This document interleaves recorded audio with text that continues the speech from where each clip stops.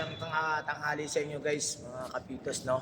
So ngayon, yung mga reels ko, videos ko no kahapon, mga nagdaan na araw, i-actual natin ngayon, no?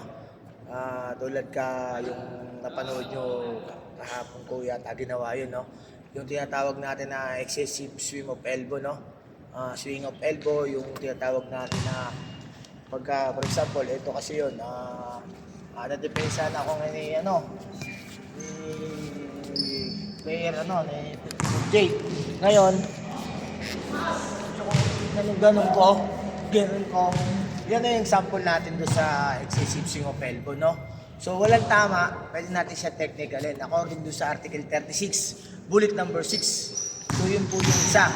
Ito naman po yung isa na malupit na kapag si PJ naman na may bola, nag-dribble si PJ, biglang bata si PJ, ikaw mo, yan naman yung tinatawag natin na excessive hard contact.